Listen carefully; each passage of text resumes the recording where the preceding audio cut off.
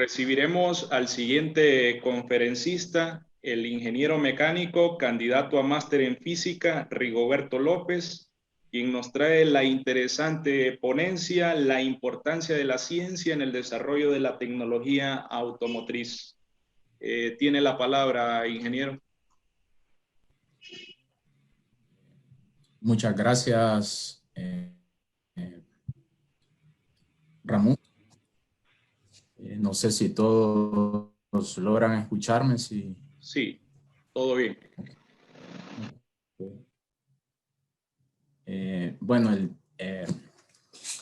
continuando con la expo virtual, en este caso, pues vamos a dar inicio a una plática relacionada con la importancia de la ciencia en el desarrollo de la tecnología automotriz. Algo con que muchos de nosotros, o la mayoría, en este caso, estamos relacionados, ¿verdad? Como les voy a hacer un breve resumen sobre lo que vamos a ver durante la plática. Algunos datos importantes en el sector automotriz, sobre todo datos estadísticos, fundamentos relacionados con máquinas térmicas, ¿verdad?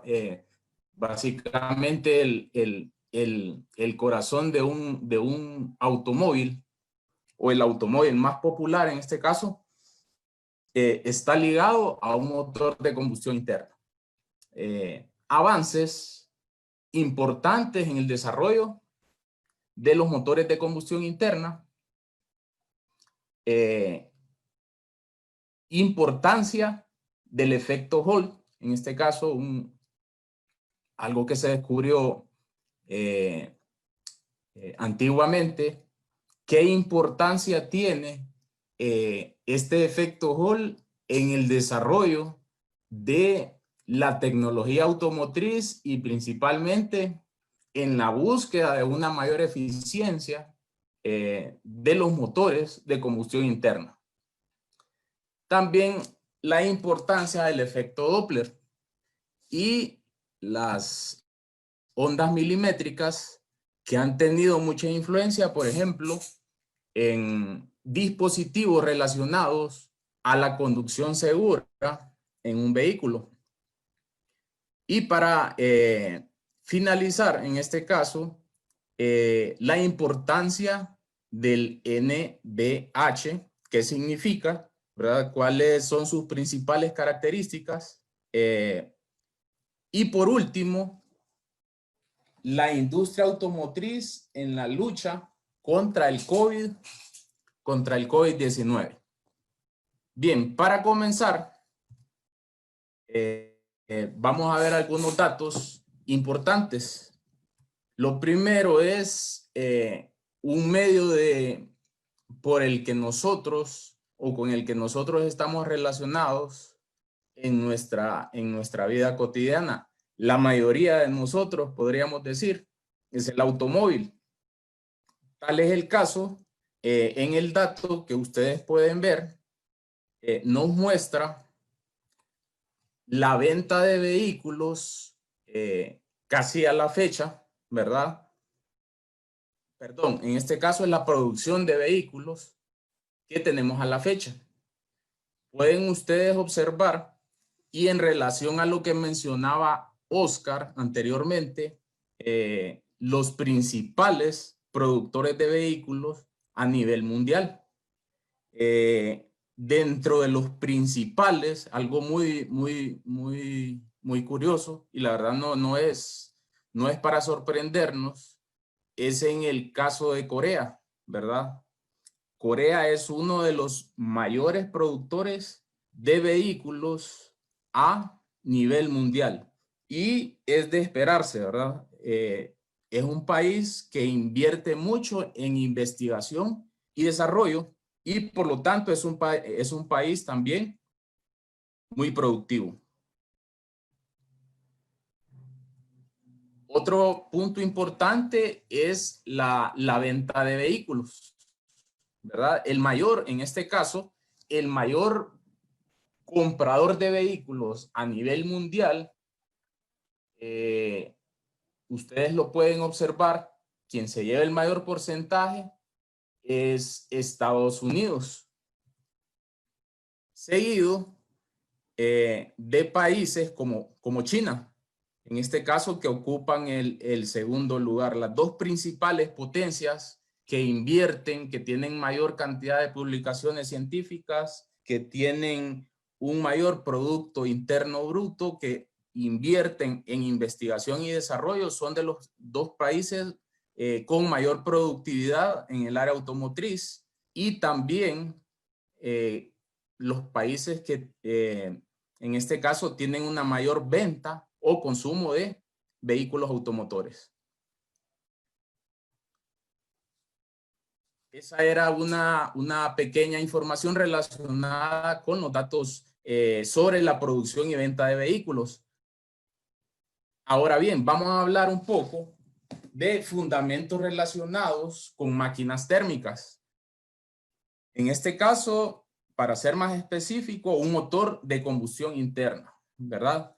En primer lugar, ¿cuál es la base principal del funcionamiento de un motor de combustión interna? Y eso lo podemos obtener de la primera ley de la termodinámica, ¿verdad? Esa ley que nos dice que el cambio en la energía de un sistema es la diferencia, ¿verdad? Entre la energía que entra a ese sistema y la energía que sale. Otro enunciado muy importante en el caso es la segunda ley de la termodinámica, que me dice a través del enunciado de Kelvin Plan que ninguna máquina térmica puede tener una eficiencia del 100%. Pero ¿qué sucede con el otro tema, con el otro enunciado? El ciclo de Carnot, ¿verdad? Que es un ciclo base con el que nosotros relacionamos, o es la base principal en el ciclo Otto de motores de gasolina y motores diésel. Ahora bien, que es en el caso de la primera ley de la termodinámica, enunciada por primera vez por Julius von Mayer en 1814, y que a la vez, de forma separada, estaba trabajando James Prescott Joule durante la misma fecha o en fechas aproximadas. ¿Qué nos dice esta primera ley de la termodinámica? Que si yo adhiero o añado calor a un sistema, ¿verdad? Voy a obtener trabajo.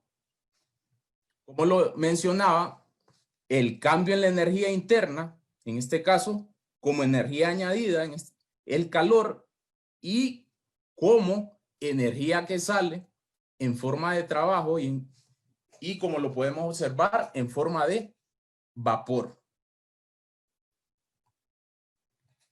Algo muy importante también son los ciclos termodinámicos. En el caso de los ciclos termodinámicos, la eficiencia, por ejemplo, de un ciclo de Carnot me dice que mediante un aumento en la temperatura de la fuente, yo puedo tener una mayor eficiencia en el ciclo. Y mediante una disminución en la temperatura del sumidero, también puedo tener una mayor eficiencia en el ciclo. ¿Por qué les menciono el ciclo de Carnot? Es el ciclo principal con el que se pueden comparar los ciclos prácticos como el de un motor de combustión interna. Tal es el caso de los motores de 4 tiempos. ¿Cuáles son las diferencias en este caso? En el motor de combustión interna, el ciclo o el circuito es un ciclo abierto. Es decir, los gases de escape salen del ciclo. También es un ciclo que tiene o debe utilizar en este caso aproximaciones llamadas aproximaciones de aire estándar, ¿verdad? ¿A qué me refiero con eso? El fluido de trabajo en este caso es aire. O sea, yo aproximo, sabemos que dentro de un motor de combustión interna hay una mezcla de aire y combustible, pero dentro de esa aproximación de aire estándar, ¿qué es lo que voy a hacer en este caso? Voy a acercar o aproximar a que el fluido de trabajo en este caso sea aire. ¿Qué sucede con las 4 carreras de un motor? Hay 2 observaciones importantes con las suposiciones de aire estándar. El primero es que el tiempo o la carrera de escape es sustituida por un proceso donde se expulsa calor. Es decir, el calor, en este caso, se mantiene dentro del circuito cerrado, del ciclo de Carnot. Y el otro es que el proceso de adición de calor, o sea, el proceso donde se genera la combustión, es sustituido por un proceso de adición de calor, ¿verdad?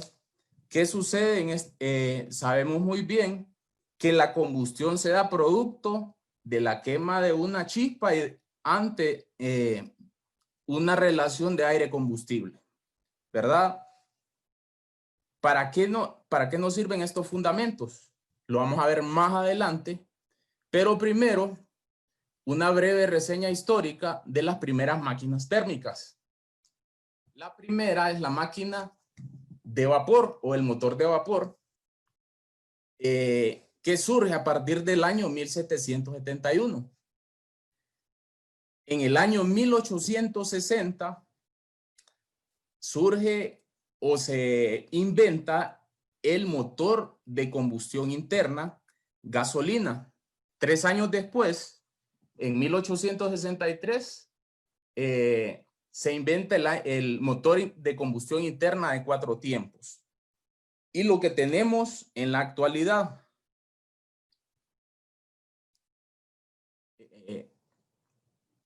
¿cuáles son los avances a la fecha? El principio del ciclo de Carnot nos dice, y la segunda ley de la termodinámica nos dicen que no podemos tener una máquina completamente eficiente, es decir, con una eficiencia del 100%, pero sí podemos tener mejoras en ese ciclo mediante sistemas de mando, tales como la inyección electrónica de combustible, ¿verdad? La forma como voy a agregar calor a ese sistema mediante la inyección del combustible. Otro control o medida muy importante que puedo lograr para incrementar la eficiencia en ese ciclo es controlar electrónicamente la chispa, es decir, controlar electrónicamente los 4 tiempos de un motor. Y el otro medio por el que yo puedo mejorar la eficiencia de ese sistema es el avance electrónico de la chispa. Es decir, cómo voy a generar la chispa en el motor. Todo eso me lleva a incrementar la eficiencia. Tal vez no acercarla a un 100%, pero sí mejorarla. Bien, lo que vamos a ver ahora es relacionado con el efecto Hall, donde yo tengo como ejemplo una barra rectangular de un material conductor. En ese caso, por ese material conductor yo tengo una corriente. ¿verdad? En la dirección convencional que ustedes pueden observar en la figura. ¿Qué sucede ahora? Tengo un campo magnético que se desplaza de forma perpendicular o de forma normal a esa corriente. Producto de ese campo magnético y esa corriente eléctrica convencional, yo obtengo un voltaje llamado voltaje de Hall, ¿verdad? ¿Cómo lo obtenemos?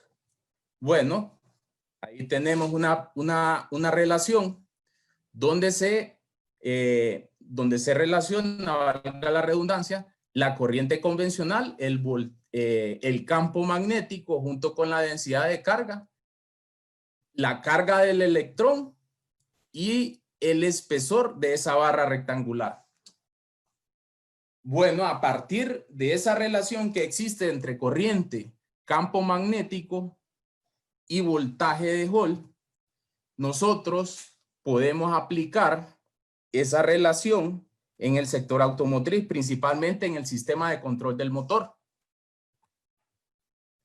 Nos vamos y observamos en el caso del sensor de posición de la válvula de mariposa. Tenemos un circuito electrónico, en este caso, que hace cambiar la dirección de este imán, es decir, hace cambiar la dirección de ese campo magnético. De esa forma, al cambiar la dirección de ese campo magnético, yo cambio el valor del voltaje.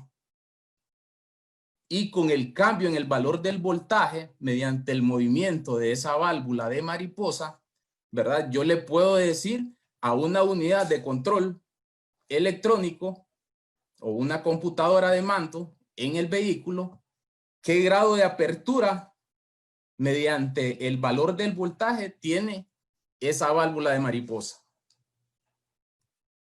Otra aplicación la pueden observar siempre dentro del sistema de control del motor, es el sensor de posición del pedal del acelerador, donde de igual forma yo tengo una corriente, pero hago cambiar la dirección o la densidad de ese flujo magnético a través del movimiento de los imanes. Con ello, yo puedo hacer también cambiar la dirección o mediante el movimiento de la palanca en el pedal del acelerador, yo muevo estos imanes o los hago girar en torno a un circuito. A medida yo estoy pisando el acelerador, ¿qué sucede? Estoy cambiando el flujo magnético y por ende estoy haciendo cambiar el valor del voltaje, que ese voltaje va a ser leído por esa unidad de control electrónico.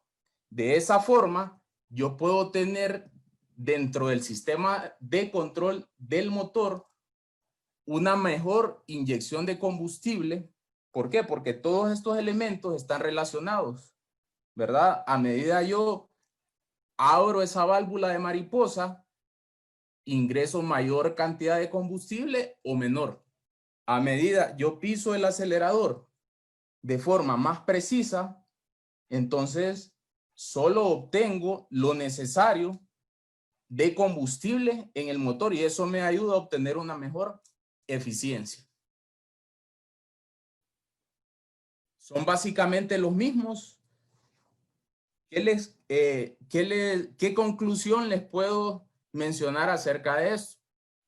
El efecto Hall es uno de los principios más importantes, por ejemplo, por el que se relaciona el sensor de posición del cigüeñal, del eje de levas. Todos envían señales de mando hacia esa unidad de control electrónico. ¿Qué relación hay entre el voltaje Hall y el flujo magnético? Bueno, pueden observar en la imagen, tengo una corriente en este caso y tengo un flujo magnético. Ya les había comentado ¿Qué sucede a medida esa corriente se desplaza por ese circuito? Como lo pueden ver en la flecha de color rojo. ¿Qué es lo que está cambiando en este caso? La densidad del flujo magnético. A medida se incrementa esa densidad de flujo magnético, también se incrementa el valor del voltaje de Hall.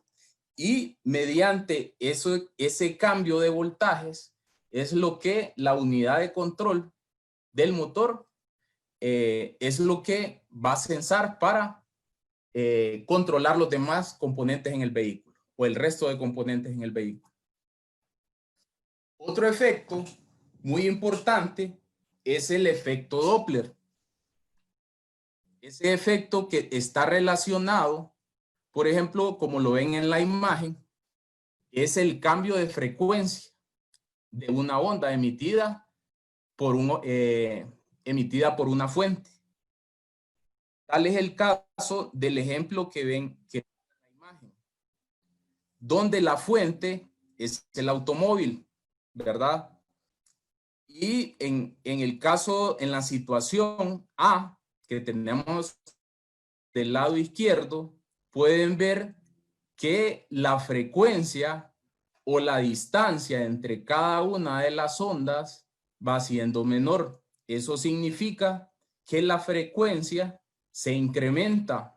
Pero ¿qué sucede cuando la fuente se está alejando de esa persona? Tal es el caso de la imagen que tienen en B.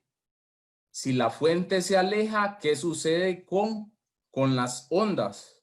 En este caso, la frecuencia va bajando, ¿verdad? Porque el espacio o la longitud de onda que existe entre ellos se va incrementando. Ese principio fue descubierto o propuesto por Christian Johann Doppler en 1842 y que ahora en el futuro es una base principal para el control en el vehículo, principalmente en la parte de seguridad. Otro ejemplo es este que tenemos a continuación. ¿Cómo se forma el patrón de ondas cuando de repente saltamos en un estanque y nos quedamos estacionarios? Bueno, esa onda se genera de forma constante y la longitud entre cada una de las ondas es simétrica, a diferencia del patrón que se genera cuando caminamos en un estanque, ¿verdad? A medida nos vamos desplazando, hay una sección donde la longitud de onda va a ser menor. Eso va a incrementar la frecuencia. Y otra sección donde la longitud de onda va a ser mayor, ¿verdad? Disminuyendo el valor de la frecuencia. Ese cambio de frecuencias es el que nos va a servir a nosotros para el desarrollo de sistemas de seguridad, como lo vamos a ver más adelante, ¿verdad? ¿Qué causa el desplazamiento Doppler? ¿Verdad? Ejemplos similares donde las fuentes están estacionarias. En el caso de la fuente, cuando se aleja del observador y cuando se acerca, ¿verdad? Y en el caso cuando el observador se acerca a la fuente o se aleja de ella. ¿Cómo podemos determinar esa frecuencia? Mediante esta relación. En el caso de la velocidad del sonido, ¿verdad? Sabemos que la velocidad del sonido no va a cambiar, ya sea que la fuente esté de manera estacionaria o esté de manera móvil, ¿verdad? Como esa velocidad del sonido no va a cambiar en esta situación, podemos obtener el valor de la frecuencia o el valor de la longitud de onda. El efecto Doppler ocurre no solo para el sonido, ¿verdad? Sino para cualquier onda cuando hay movimiento relativo entre observador y fuente. Los cambios Doppler ocurren en la frecuencia de las ondas de sonido, por ejemplo, luz, agua. Algo muy importante, antes de ver la parte de los asistentes de seguridad, es la ubicación de un rango de ondas dentro del campo electromagnético, ¿verdad? ¿Qué es el campo electromagnético? Más adelante vamos a poder profundizar en las otras pláticas algo relacionado con el espectro electromagnético. Por el momento es un resumen, ¿verdad? Es el rango de frecuencias de la radiación electromagnética con sus respectivas longitudes de onda. Eso significa que la luz que observamos todos nosotros está dentro de un rango de frecuencias y longitudes de onda. Por ejemplo, los rayos X y los rayos gamma son rayos o ondas electromagnéticas que no podemos observar a simple vista. ¿Por qué? Porque están a una frecuencia y longitud de onda diferente a la que está dentro de nuestro rango. Ahora bien, nosotros nos vamos a centrar en el rango de frecuencias que están entre 30 GHz y 300 GHz. En este caso son ondas de radio. Estas ondas de radio llamadas ondas milimétricas, que van a ser de mucha utilidad junto con el efecto Doppler en la aplicación automotriz, ¿verdad? Mediante la relación que existe entre la velocidad de la luz en el vacío y la frecuencia, junto con la longitud de onda, nosotros podemos ver que la longitud de onda de estas ondas milimétricas es mucho menor. Eso me da ciertas ventajas, ¿verdad? Como el uso o la fabricación de dispositivos como el sensor de onda milimétrica me permite que esas ondas puedan ser reflejadas en una distinta gama de materiales, ¿verdad? Y sobre todo, que esas ondas no se ven afectadas por el medio ambiente. Por ejemplo, en el caso de la humedad, de la lluvia, eso me da ciertas ventajas para el desarrollo de estos componentes, como el sensor de onda milimétrica. ¿Cuál es la base o cuál es la aplicación de este sensor? ¿Verdad? Ante la aplicación de este sensor,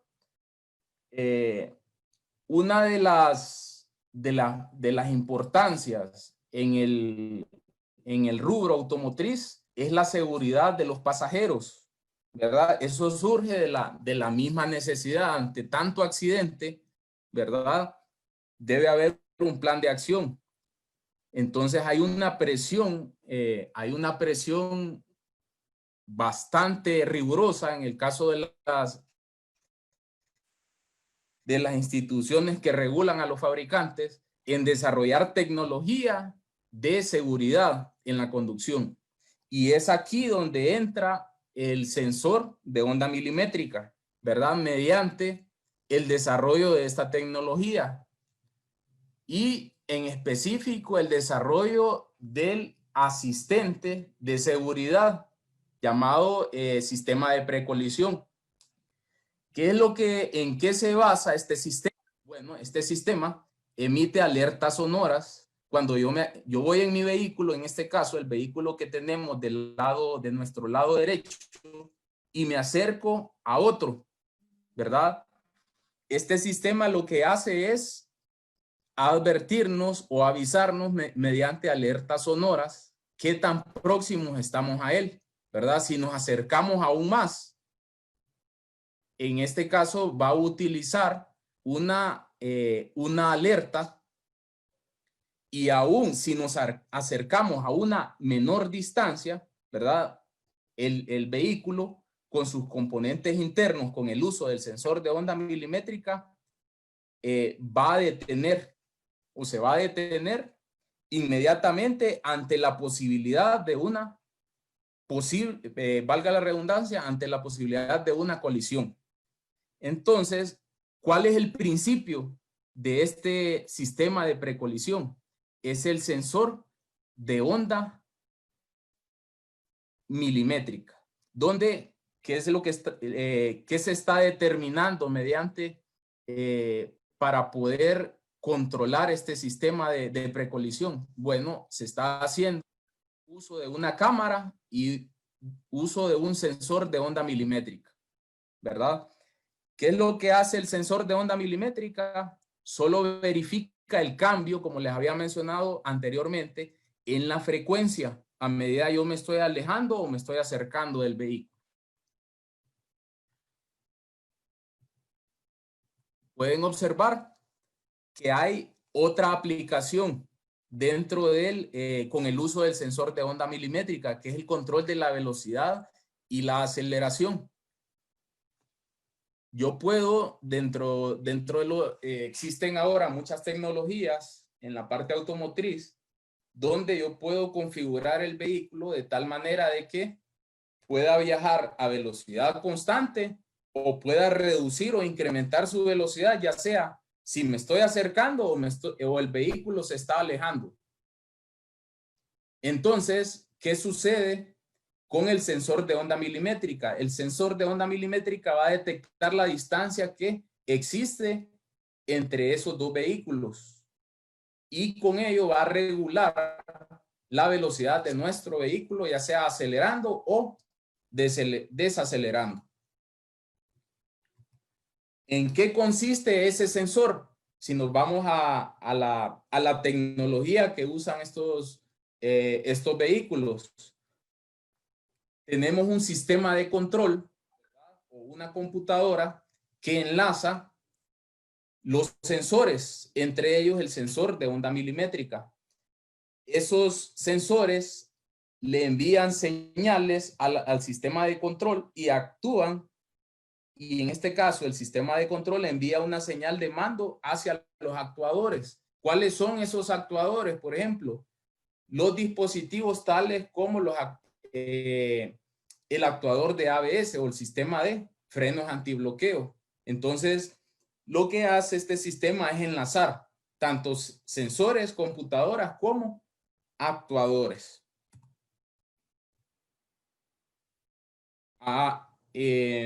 ¿Cómo funciona el sensor de onda milimétrica en conjunto con otro dispositivo llamado cámara de lente único?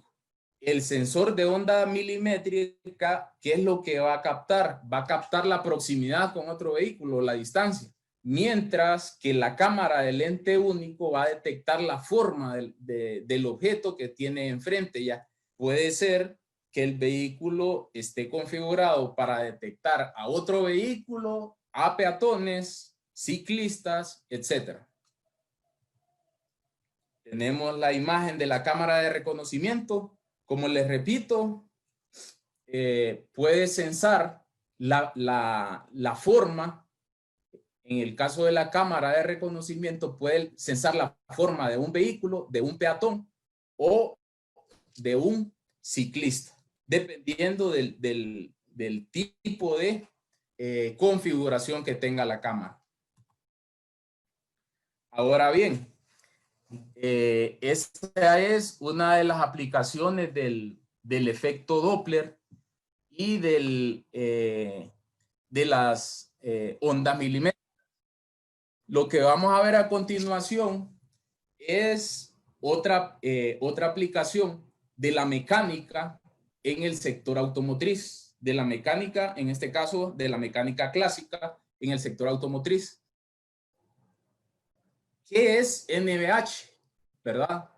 NVH es un conjunto de dispositivos o técnicas que me pueden ayudar en el estudio de algo que se da bastante en el rubro automotriz y que muchos de nosotros, los que tenemos un vehículo, convivimos con ellos. Son las vibraciones. ¿Qué pasa cuando tenemos una vibración en un vehículo que nosotros sentimos que es algo anormal? ¿Qué pasa cuando tenemos un ruido anormal en un vehículo?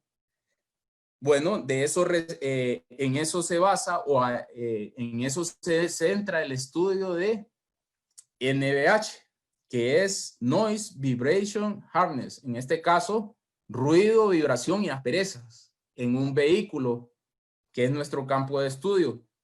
Resulta que una vibración puede ser percibida por una persona como tal, como una vibración, por otra persona puede ser percibida como un ruido y vibración, mientras que por otra solo va a ser percibida nada más como un ruido. Eso depende de la sensibilidad de la persona. O sea que la sensibilidad de las personas es diferente en cada uno de los casos. Vibración y sonido son esencialmente lo mismo. Bueno, un sonido es una vibración, ¿verdad? Del aire. Tanto las vibraciones como los sonidos se expresan en forma de ondas. Se representan mediante frecuencias, ¿verdad? Aquí tenemos un amplio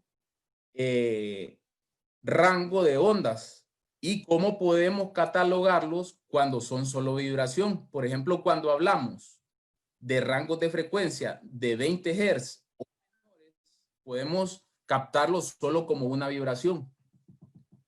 Pero si estamos dentro de un rango de entre 20 y 200 Hz, podemos determinarlo como una vibración o un sonido, o vibración y sonido. Si estamos en un rango entre 200 a 20 Hz, solo lo vamos a determinar como un sonido. Ahora bien, nuestro rango audible está entre los 20 Hz a los 20 kilohertz y existe un rango en el que nosotros no podemos escuchar, que es el rango superior a los 20 kilohertz, ¿verdad? Centrándonos en nuestro campo de estudio, cuando nosotros abordamos un vehículo, podemos mencionar, en este caso, solo vamos a percibir una vibración. Repitiendo, se refiere a frecuencias inferiores a los 20 Hz. Podemos percibir una vibración y un sonido entre 20 a 200 Hz y solo un sonido entre 200 a 20 Hz. Nuestro rango audible. En el campo o en el estudio del diagnóstico automotriz hay un gráfico donde se relaciona la frecuencia y los decibeles. Pueden observar que esta línea continua me está indicando el rango o el nivel auditivo mínimo para nosotros. En este caso, me dice que para el punto A yo puedo tener una frecuencia de 500 Hz y un valor cercano a los 5 decibeles y puedo percibirlo. Lo mismo sucede para una frecuencia en el punto B e igual en el punto C. Pero ¿qué sucede si dentro de esa frecuencia tengo, por ejemplo, 500 Hz y tengo 5 decibeles? Mi oído no lo va a poder percibir. Entonces, dentro de ello, yo tengo catalogado cada uno de los ruidos en el vehículo dependiendo de su frecuencia y el valor de sus decibeles. Ruidos generados en el motor, por ejemplo, ruidos de viento, ruidos en la transmisión. Para cierto número de hertz y para cierto número de decibeles, yo voy a catalogar ambos parámetros y los voy a ubicar como un ruido de un neumático, por ejemplo.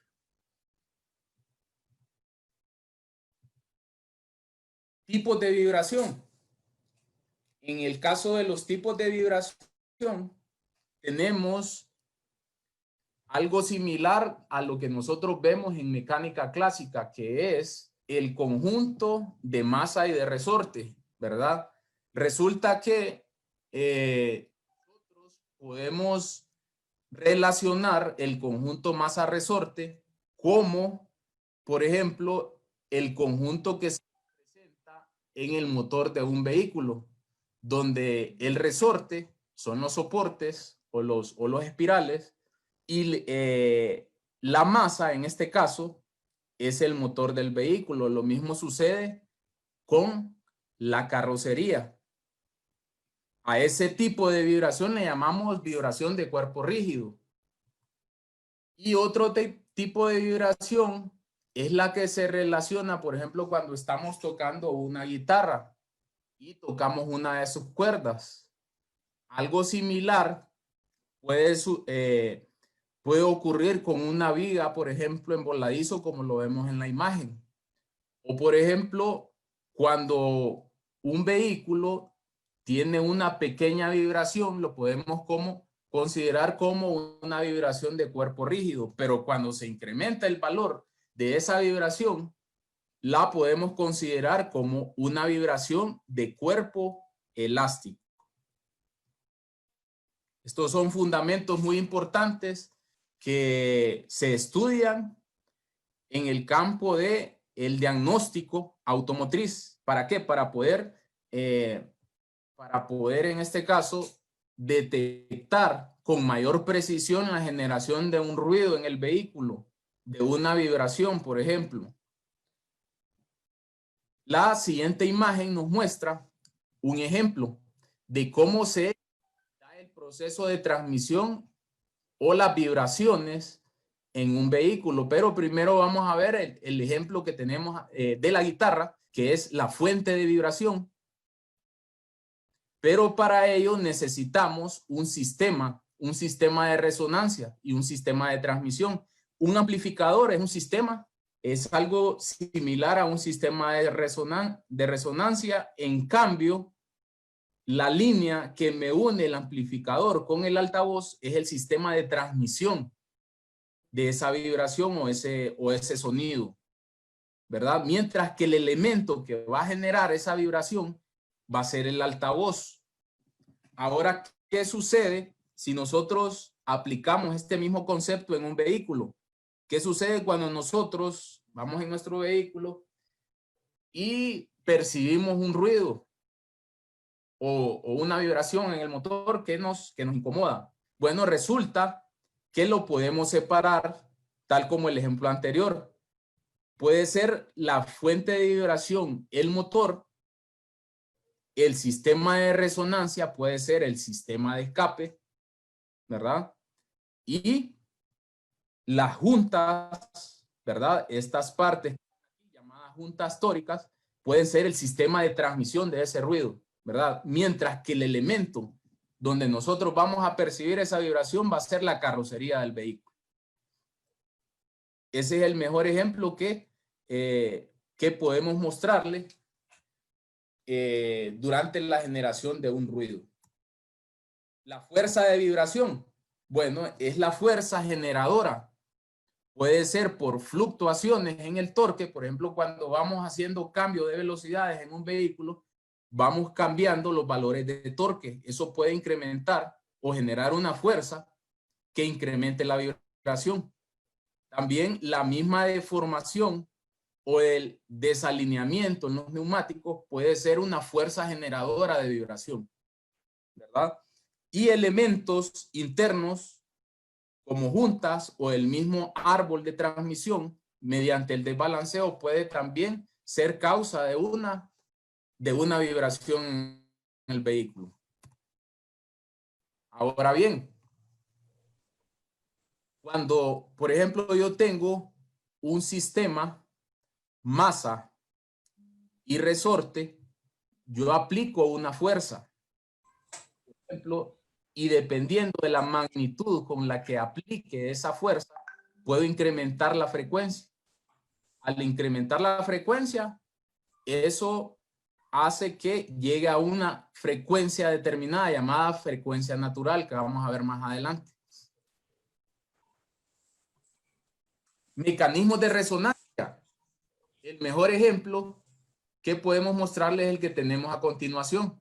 En el caso donde tenemos una batería conectada a un motor eléctrico, si yo incremento el número de revoluciones en ese motor, ¿qué va a suceder? Se va a incrementar la amplitud de esa vibración, ¿verdad? A ese pico le vamos a llamar, en este caso, punto de resonancia, ¿verdad?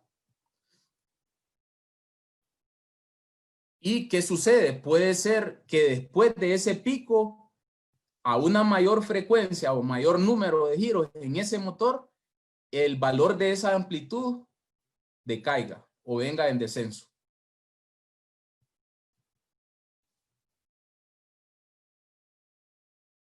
Otro ejemplo es que la resonancia puede incrementarse, ¿verdad? En un determinado rango de velocidad o en un punto específico. En el caso de las ruedas de un vehículo, ¿verdad? A cierto valor de velocidad, yo tengo una mayor vibración.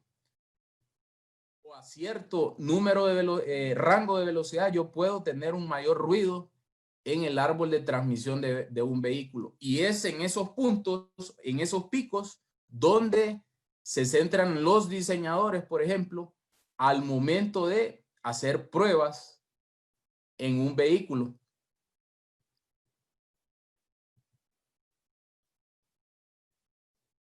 La frecuencia natural, ¿verdad? Se produce porque cada elemento vibrador tiene su propia frecuencia original.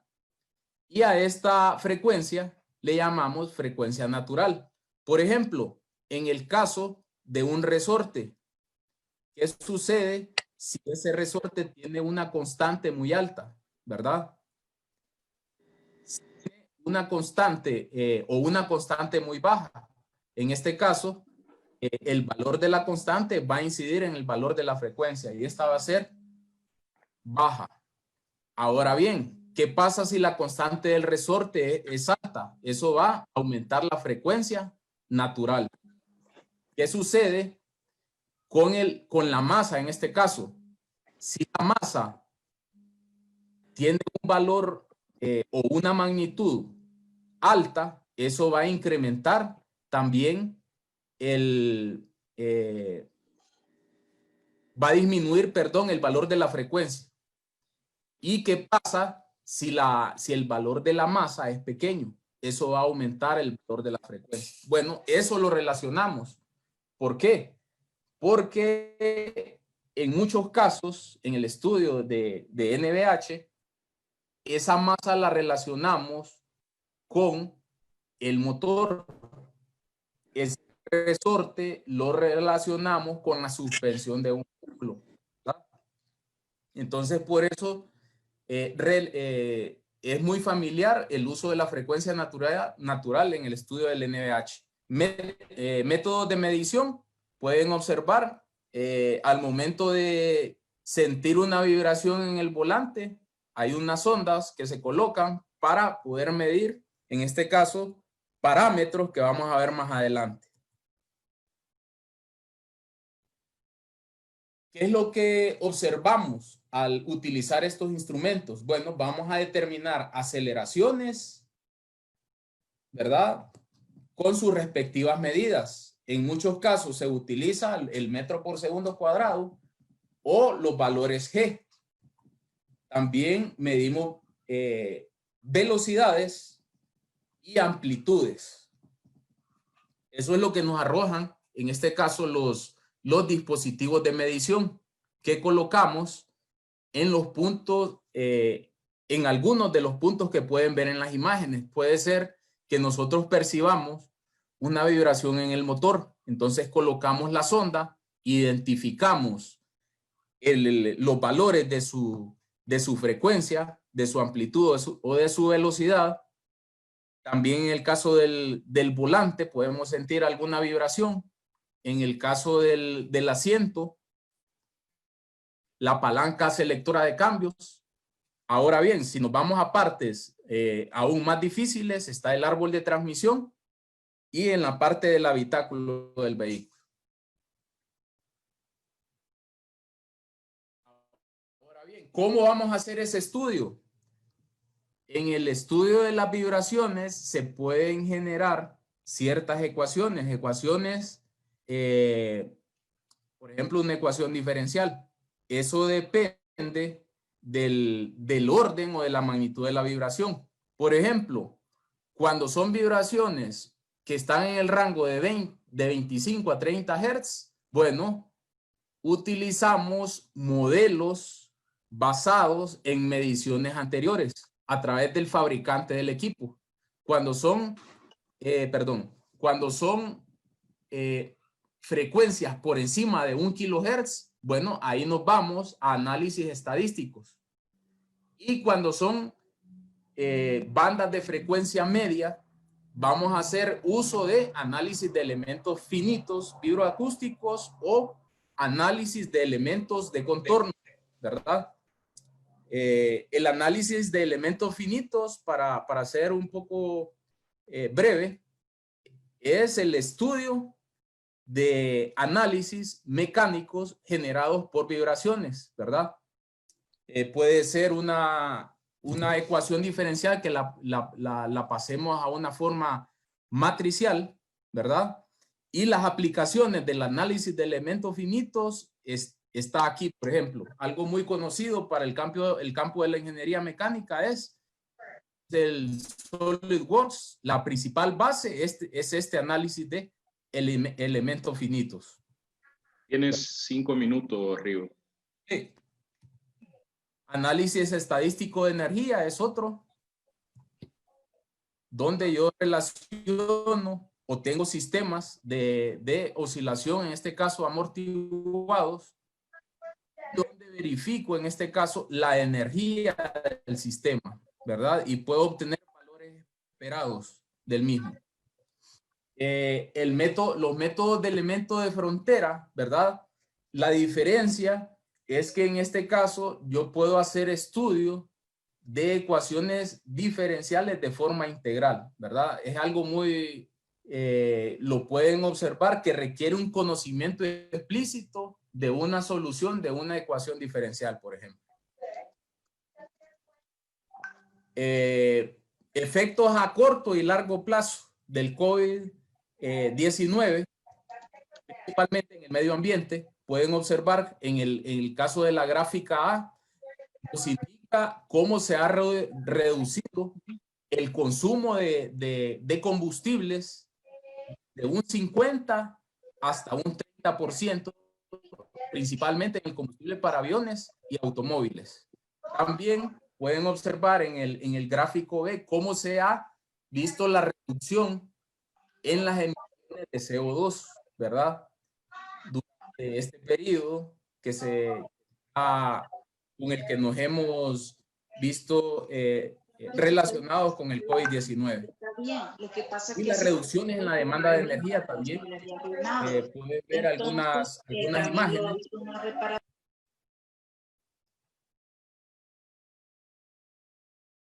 Industria automotriz en la lucha contra el COVID. Algo muy importante que están determinando los productores de vehículos automotrices es hacer uso de sistemas de mando de voz y de control de gestos. Eso significa que nosotros vamos a tener menos contacto con la superficie, tales como botones del vehículo, y vamos a hacer más uso de nuestra voz y de los gestos que podamos generar para comandar el vehículo. Es algo que se están viendo muchas marcas de vehículos para el futuro.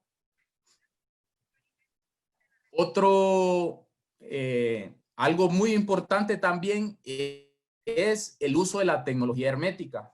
Algunos productores, en este caso el productor Geely, que es un productor chino, está proponiendo o ya está incluso introduciendo un llamado sistema inteligente de purificación de aire. ¿Qué es lo que hace este sistema? Bueno, que filtra partículas, incluso filtra virus con una efectividad del 95%, ¿verdad? Eso nos brinda una mayor seguridad, principalmente con esto que estamos viviendo justo ahora.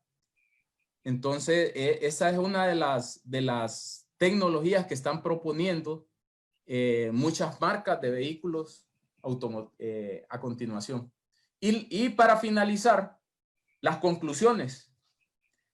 Se espera que la digitalización en los vehículos aumente a medida que las personas pasen más tiempo en sus vehículos personales. Ustedes muchos lo hemos visto en las noticias, incluso aquí en Honduras pueden observar que incluso en los hospitales, en algunos hospitales públicos, los pacientes tenían que esperar en sus propios vehículos para poder ser atendidos.